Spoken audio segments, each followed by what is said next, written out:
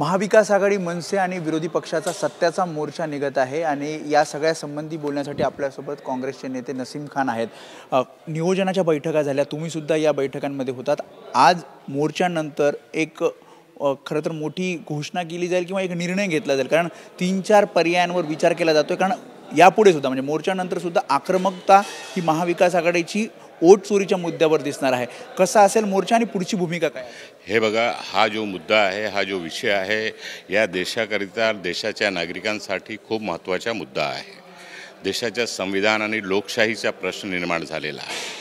हरियाणा आणि महाराष्ट्राच्या विधानसभाच्या निवडणुकांनंतर ज्याप्रमाणे सर्व गोष्टी समोर आलेली आहे, मतदार याद्यामध्ये जे सगळे त्रुटी दिसून आलेली आहे, मशिनीवर प्रश्नचिन्ह निर्माण झालेला आहे, तर असे अनेक विषय, तर म्हणूनच राहुल गांधीजींनी हा मुद्दा उचलला आणि सबूत पुरावा सहित संपूर्ण देशाच्या समोर त्यांनी प्रेस कॉन्फरन्सच्या माध्यमातून जगजाहीर केलेला आणि त्यांनी मागणी केलेली आहे। स्वराज्य संस्थांच्या निवडणुका येत आहेत, त्यांचे कार्यक्रम जाहीर होत आहेत, टप्प्याटप्प्याने का होईना होत आहेत। यावर आता पुढे तुम्ही त्याच मुद्द्यावर ठाम असणार की निवडणुका होऊ नयेत जोपर्यंत मतदार याद्यांवर काम केलं जाणार नाही किंवा अद्ययावत केलं जाणार नाही?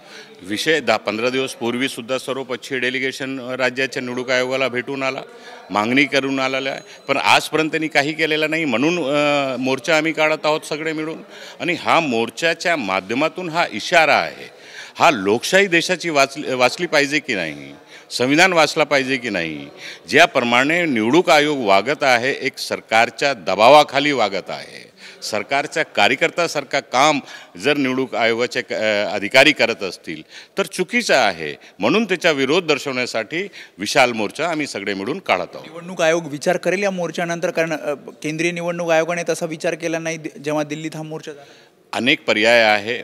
लोकशाही पद्धतीने जे मार्गातून जो आंदोलन करण्याची गरज लागेल आम्ही सगळे मिळून येणाऱ्या कालामध्ये करणार आहोत। शेवटचा प्रश्न, काँग्रेसचे कोण नेते उपस्थित राहणार आहेत? कारण असं कळतं की काही मोजके नेते उपस्थित राहतात। नाही, मोजके नाही, काँग्रेसचे कार्यकर्ते सामील होणार आहेत, काँग्रेस पक्ष या मोर्चामध्ये सामील आहे, काँग्रेसचे नेते सामील होणार आहे, आम्ही सगळे सामील होणार आहोत। त्यामुळे तयारी पूर्ण झालेली आहे मोर्चाची आणि जसं नसीम खान यांनी सांगितलं आहे की अनेक पर्याय आहेत आणि अधिक तीव्रतेनं हे आंदोलन पुढे सुद्धा सुरू राहील। कॅमेरामॅन अरविंद वारगेसह मी वेदांत ने, एबीपी माझा, मुंबई।